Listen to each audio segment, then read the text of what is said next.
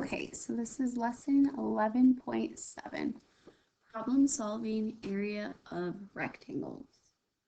Okay, so today we are going to have story problems, and within the story problems, we are going to be comparing figures. So if you notice here, we have a story problem, and then on the right side, we have a couple figures that we are going to be comparing the area. And remember, the area is the length and the width of a shape, okay? All right, remember here is the length up and down, and then the width is from left to right, or how wide the figure is. Okay, so our first story problem says Mr. Coy wants to build storage buildings, so he drew plans for the buildings. He wants to know how the area of the buildings are related. How does the area change the area of building A to the area of building B? And how does the area change from the area of building C to the area of building D? Use a graphic organizer to help you solve the problem. Okay, so over here, if you have your paper in front of you, go ahead and circle the information that you will need. So we know that we are comparing building A to the area of building B. And then we are also comparing the area of building C to the area of building D. Okay. All right, so down below we are going to fill in our information for our graphic organizer, and then we will be able to compare our four figures. Okay.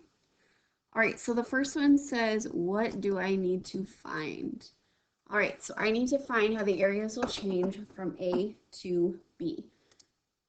Okay, so I'm looking from A to B, and then I'm also going to be comparing C to D. So I'm going to put C here and D here. I'm just comparing those figures up above. Okay, so the next one says, what information do I need to use? I am going to use the length and the width of each building. So I'm just going to put an L right now just with my pen. It's easier to write. So I'm going to put L for length. Oops, let me erase that quick. Okay, so L for length, and then W standing for width. Okay. All right, so third box says, how will I use this information? I'm going to record the areas in a table, and then I will look for a pattern to see how the areas will change. I'm comparing areas. So here I'm going to write area. So I'm going to go ahead and pause the video so that I can type it in here.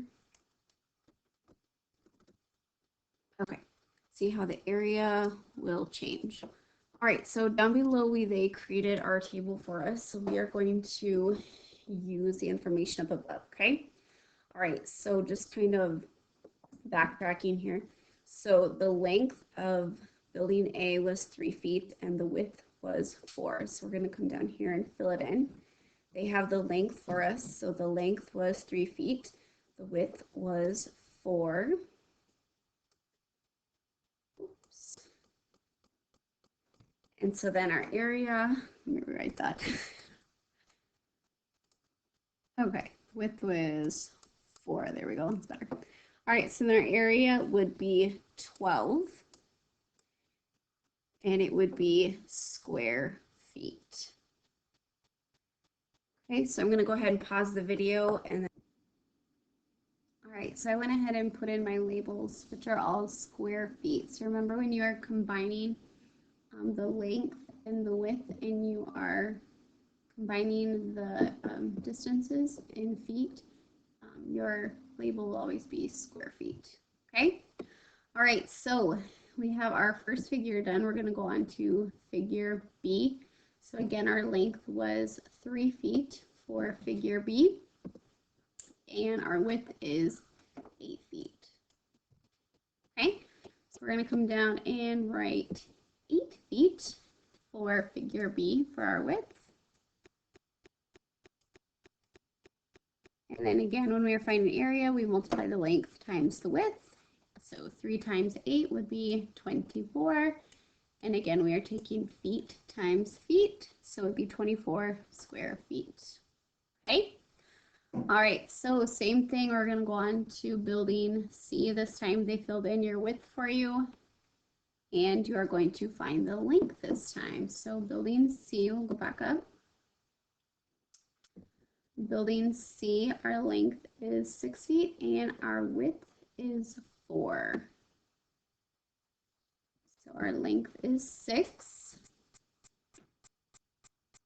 and our width is 4. Again, we are multiplying, so 6 times 4 would give us an area of 24 square feet. All right, on to building D. Again, they gave us our width is 8. And when we go back up, if we notice, our length is 6. So we'll fill in 6 feet for our length. Okay, so again, multiplying your length times your width, 6 times 8 is 48. So 48 square feet for our area. Okay, all right, so down below it says, I see that the lengths will be the same and the widths will be doubled. So looking at our table up above, we notice that our lengths were the same and our widths were doubled. So the areas will change from 12 square feet to 24. 12 square feet to 24. Okay, and then for building for building C and D, the area changed from 24 square feet to 48.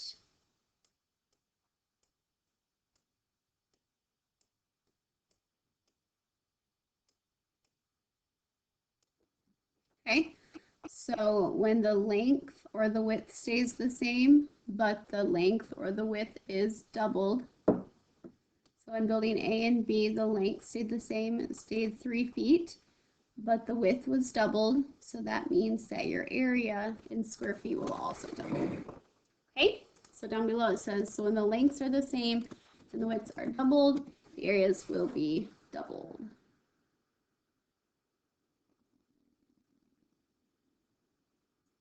All right.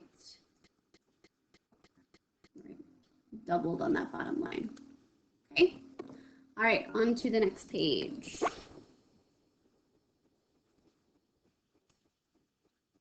All right, so again, we're going to have a story problem where we are comparing the area of 2 figures. Okay, so this one says, again, Mr. Coy is building more storage buildings. And this time he wants to know how the areas of the buildings are related. How does the area change from the area of building E to the area of building F? So we're comparing E to F. We're comparing the area. Okay? And then how does the area change from building G to H? And we are going to use our graphic organizer down below. Okay? All right, so first question says, what do I need to find? Well, we are looking for how the areas change from E to F and then G to H. Okay, so I'm going to go ahead and pause this video and then so that I can type it in instead of having to write with my marker here. All right, so I typed in, I need to find how the areas will change from E to F and G to H. So the next box says, what information are we going to use? So we are going to use the length and the width of each building. So again, I'm going to pause the video so that I can type it in. Okay, so I will need to use the length and the width of each building to find its area so that I can compare them. And then for my information, I'm going to record it in the table down below. And then I'm going to be looking for a pattern or how I compare them or how I can compare them. Okay? All right, so we are going to simply fill in the information down below for building E and F, putting their length and their width, and then the same as for building G and H, okay? So what I'd like you to do is pause the video, and then I'd like you to fill in your answers if they're not already filled in, and then we will compare.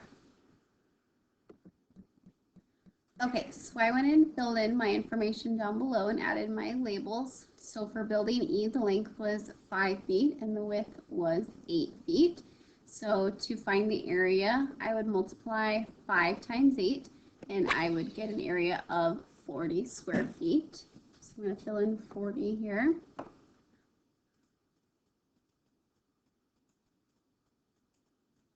Okay, 40 square feet.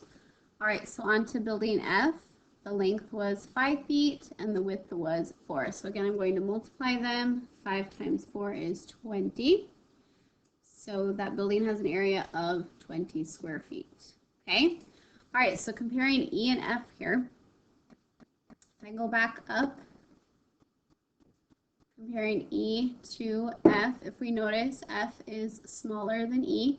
So if we are comparing this area in square feet, we notice that 20 is half of 40, which makes sense because our lengths were the same, but for our width was half the size. So 4 is half than 8, so therefore our area would be half of the size.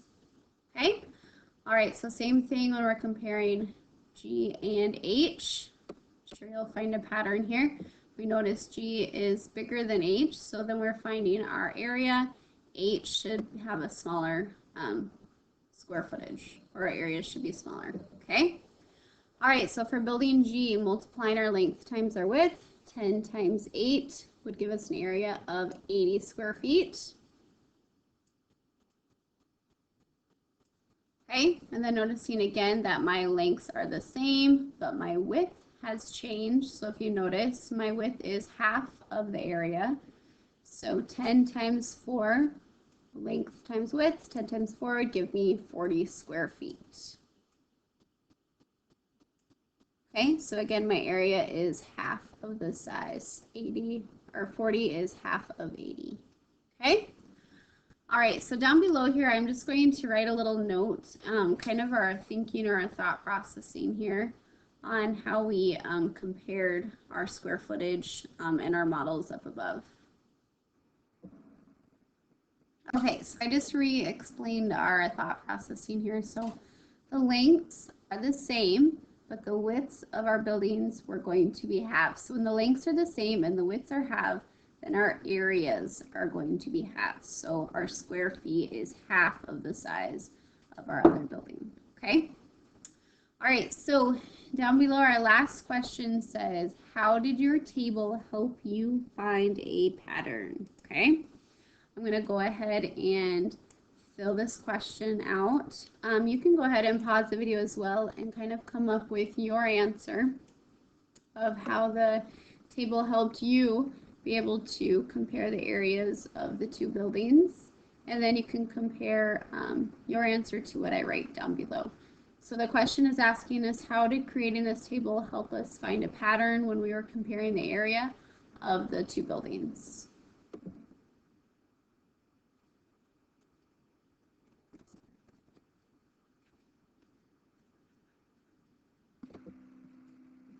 All right, so hopefully you came up with something similar. So the table up above helped me compare the area of each building. So I wrote down and found our area, and then we were able to see that our areas were halved from building to building. Okay? All right, so that is lesson 11.7. As always, you can go back and rewatch the video. You can always pause it when you need to. Again, if there's ever questions that are crossed out within your packet or within your lesson for today, that means that you do not have to do them. You can always go back and rewatch the video. Also check out Khan Academy for other problems. All right, so that is lesson 11.7. Have a good day. No, I'm not going to